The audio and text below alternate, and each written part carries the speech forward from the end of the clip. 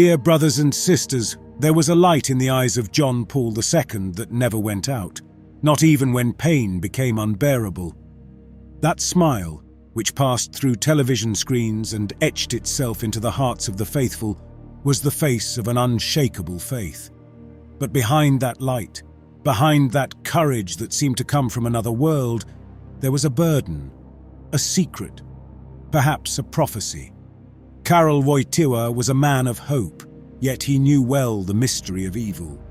He had seen it in the eyes of the totalitarian executioners, had felt its chill in the Soviet persecutions, and later he would recognize it even in the darkest folds of the very church he served with love. After all, he said it clearly. We are now standing in the face of the greatest historical confrontation humanity has ever experienced. It was not an exaggeration. It was not a rhetorical flourish. It was a cry that few truly understood. John Paul II knew, or perhaps had seen, that a time of trial was about to fall upon the church, and that this trial would not come from outside, but from within. Brothers and sisters, the word apostasy is one of the most terrifying in the Christian vocabulary. It is not persecution. It is not heresy.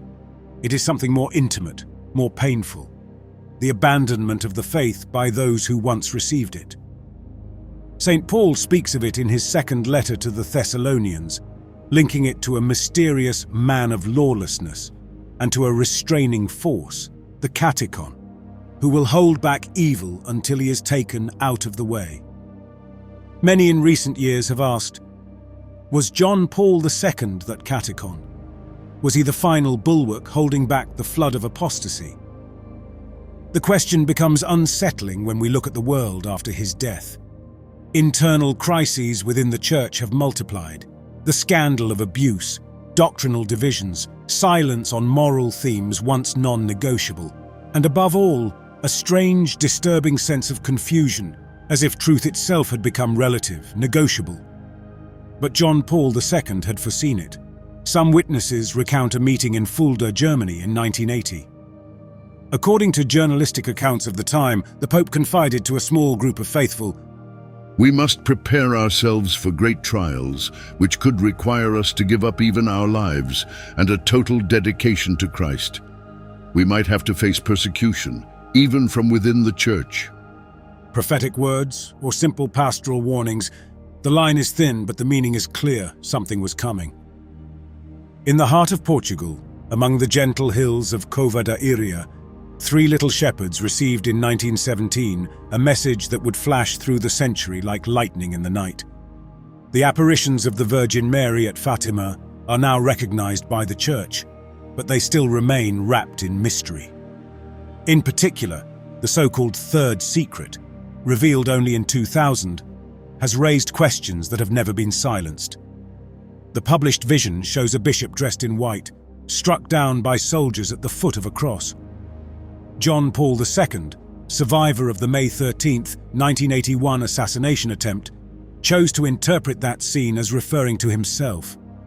But many, even within the Vatican, were not convinced. Cardinal Ratzinger, future Benedict XVI, admitted that the secret also contained words of the Virgin, which were not included in the published text.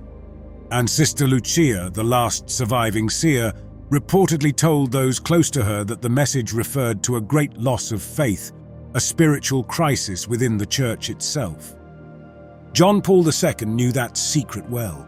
He read it immediately after his election and withdrew in prayer for an entire night. From that moment, something changed. Not only in him, but in his mission, to become a living shield of the Catholic faith, a shepherd to the point of martyrdom, even though martyrdom was spared him. There was another mystic who foresaw the apostasy, Anne Catherine Emmerich, a 19th century German visionary beatified by John Paul II himself. Her visions are disturbing.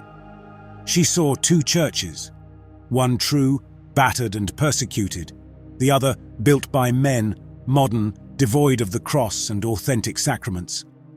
She spoke of a large, strange church without God. Today, many interpret these visions in light of the doctrinal confusion shaking the Catholic world. Cardinals against cardinals, theologians against tradition, truths that seem fluid, changeable. And here the face of John Paul II returns with power. Amid the storm, he stood firm, an anchor and a sign of contradiction, calling the youth to holiness, recalling the world to life, defending the truth without compromise. Do not be afraid. Open wide, even fling open the doors to Christ. But today many ask, are those doors still open? There is a mysterious passage in the second letter to the Thessalonians, chapter 2, where St. Paul speaks of a future time when the Antichrist will be revealed.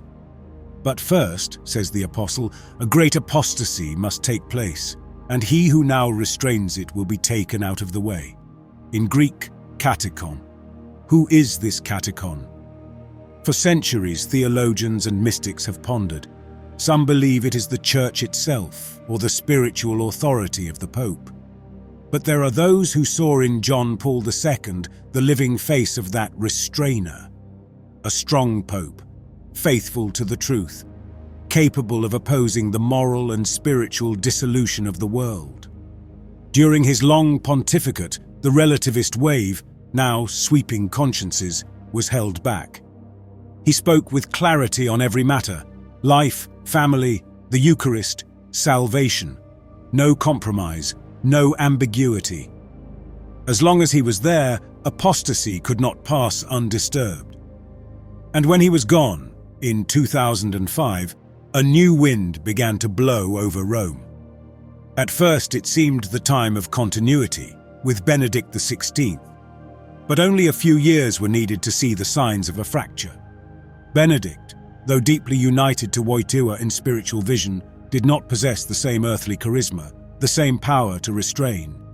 And then he too, mysteriously, stepped down.